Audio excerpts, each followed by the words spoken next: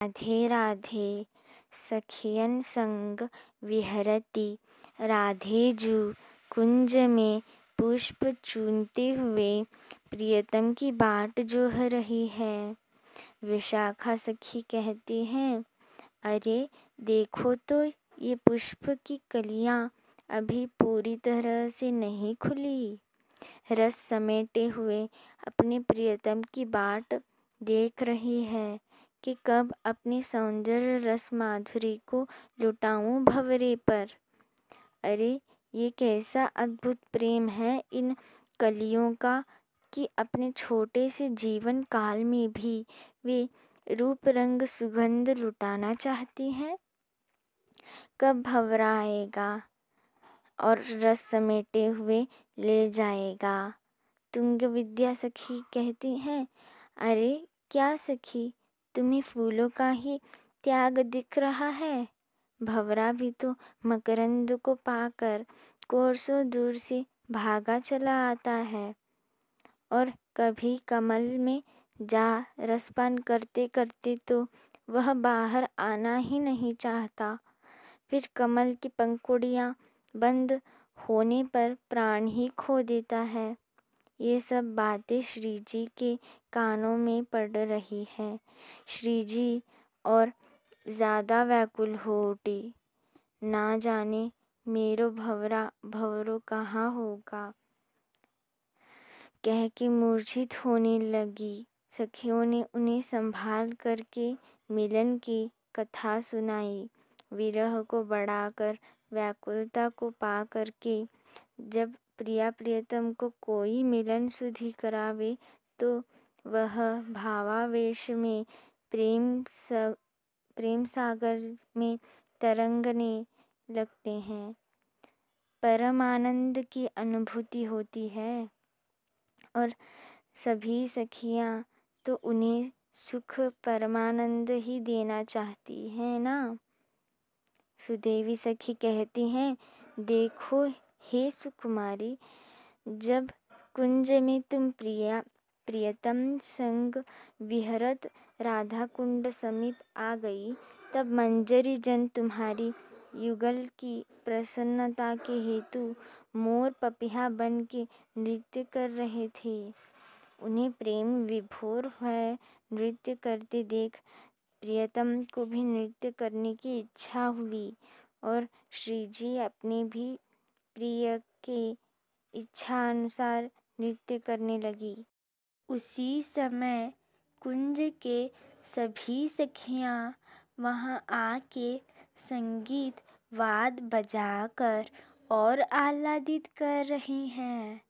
नृत्य की अनुपमेय माधुर्य देख घनश्याम मेघ बन के अंग अंग को भिगोने लगे। मनमोहन मुरलीधर ने मुरली वादन करने लगे। आहा, क्या अद्भुत दृश्य है ये मिलन का। अनेक कामदेव भी मूर्छित हो जाए। देखो तो टांग टेढ़ी किए मोहन वेणु बजा रहे हैं और वेणु की साथी बनी है श्री जी की पायल नूपुर। अति अति मनोहर दृश्य है ये। सभी आह्लादित भय युगल प्रेम रस की मधुरिमा का पान कर रहे हैं। ऐसे ही ना जाने कितने प्रहर आनंद बरस रहा है। तभी आपकी पायल की नूपुर आपके आनंद को संभाल नहीं पाई और न्यौछावर कर आपके पायल से छूट गई। पे आप तो करुणा की सागर हो, चाहे कोई आपसे दूर हो जाए, वारी वारी जाए, पर आपको तो सभी की चिंता है। तो आपने उस मोरनी बनी हुई प्रियाली को संकेत कर बुलवाया और बताया कि मेरो नूपुर ढूंढ के लाना। प्रियाली तो आपकी आज्ञा सुन कर विभोर भय मूर्छित हो रही थी कि आपने उसे अपने कर कमलों से उसे स्पर्श कर धैर्य दिया और आलिंगन प्रदान किया। आपका प्रेम पाकर तो प्रियाली कृत्य हो गई। अब वो नूपुर को ढूंढने चली गई। आप प्रियतम संग कुंज में विहार करने लगी। ये नूपुर तो मंजरी को मिल ही नहीं रहा था। अब मंजरी रुदन करने लगी। इतने विश्वास से श्रीजी ने सेवा दी और मैं कर नहीं पाई। अब क्या करूं? तभी आपकी ही कृपा से उनकी गुरु मंजरी वहां आ गई। प्रियाली के तो होश उड़ गए। औचक से मेरी गुरु मंजरी आ गई। गुरु मंजरी ने कहा, अरे प्रियाली, तू तो बड़ी प्यारी है। मैं तो सदा तेरे साथ ही तो हूँ। तू कभी मुश्किल में हो तो मैं तुरंत ही आ जाऊंगी। कभी भी डरना नहीं। मैं सदा तुम्हें देखती रहती हूँ। अतएव मुझसे कोई भी पर्दा नहीं है। मैंने तुम्हें अपना लिया है, श्रीजी ने अपना लिया है, तो अब किस बात की चिंता कर रही हो? मंजरी ने उन्हें प्रणाम कर आशीष लिया और नूपुर को कैसे ढूंढे कहने को बोला। गुरु मंजरी ने कहा, तुम्हारा भाव क्या है इस नूपुर के प्रति? प्रियाली ने कहा, वो नूपुर को लेकर श्रीजी को दूंगा तो वे प्रसन्न होंगी।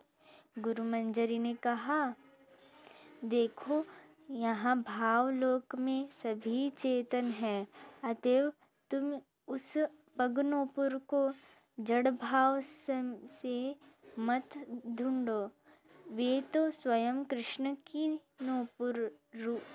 ही नूपुर रूप में राधा रानी के स्पर्श को चाहते हैं। तो तुम्हें प्रियतम को ही कहना है कि नूपुर बिन श्रीजी व्याकुल हो रही है। तो आप नूपुर स्वरूप में मेरे साथ चलिए और श्रीजी से मिलन कर हम मंजरी को भाग्य बढ़ाए। गुरु मंजरी ने बताए अनुसार प्रियाली ने प्रियतम के पास जा उनसे प्रार्थना की कि आपकी ही ये लीला है। हम पर कृपा करने के लिए मन से जड़ की भावना मिट जाए। सभी जड़ चेतन में ही तो आप ही श्री कृष्ण है ना।